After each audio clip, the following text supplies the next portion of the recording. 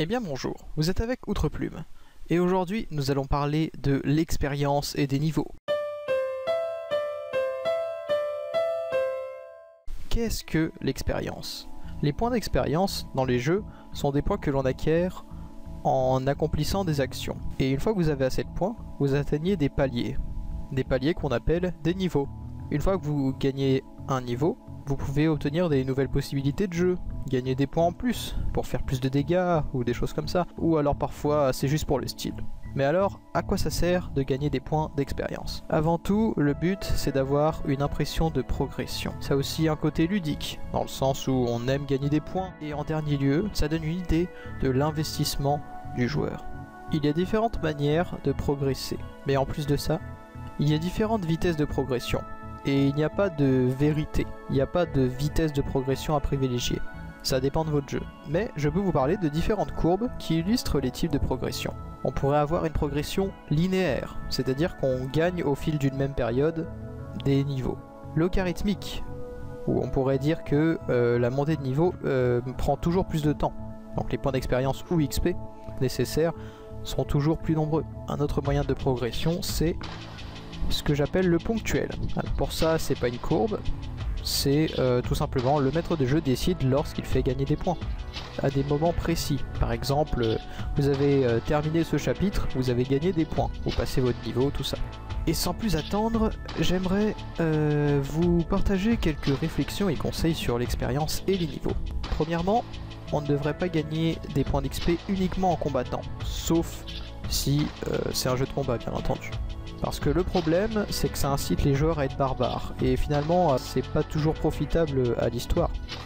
Au contraire, vous pouvez même utiliser les points d'expérience comme une carotte pour inciter les joueurs à faire des choses qui sortent de l'ordinaire, ou alors qui sont très intelligentes ou rigolotes.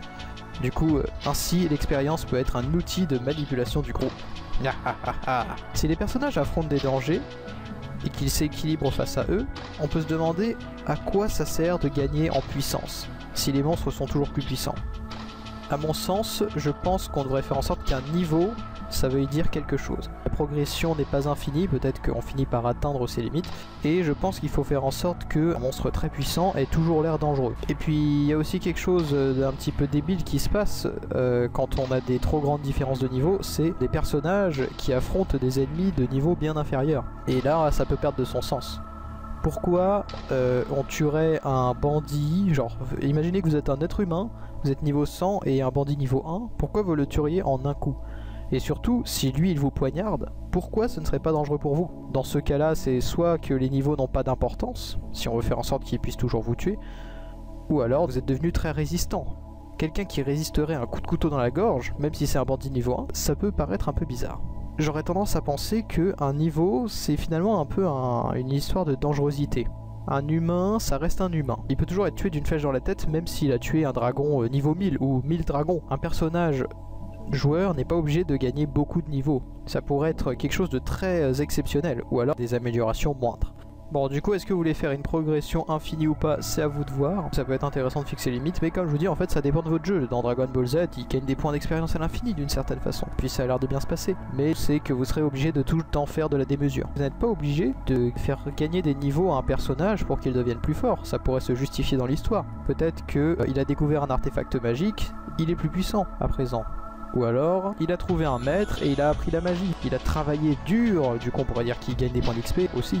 Et voilà, même si c'est passé avec une ellipse, il peut devenir plus fort sans avoir à farm les donjons, à farm les niveaux, tout ça. Finalement, les points d'expérience sont une manière de quantifier, mais ce n'est pas la seule. Vous pouvez donc le faire simplement juste parce que l'histoire le justifie. Et dans ce cas-là, vous n'êtes même pas obligé de passer à des niveaux. Ou alors, vous pouvez donc passer 100 points d'expérience. Et du coup, on parlerait juste de niveau. Je trouve que c'est intéressant de pas faire trop de gains de puissance pour les personnages parce que on peut perdre en enjeu. J'aimerais attirer votre attention sur une dernière chose. L'expérience, ça devient vite une carotte. Comme j'ai déjà dit précédemment, ça peut devenir une obsession pour les joueurs. Et ça peut les éloigner du but recherché à la base dans le jeu. Je pense qu'il vaut mieux éviter cette situation. L'essentiel, quand on fait du jeu de rôle, c'est de s'amuser à inventer une histoire tous ensemble, non? Et on n'a peut-être pas tous la même vision des choses, mais en tout cas, est-ce que votre but c'est vraiment de gagner des points d'expérience ou c'est de passer un bon moment? C'est à vous de faire votre choix. Je vous remercie de m'avoir écouté et je vous dis à bientôt j'espère. N'hésitez pas à vous abonner si ce n'est pas déjà fait et à mettre un j'aime.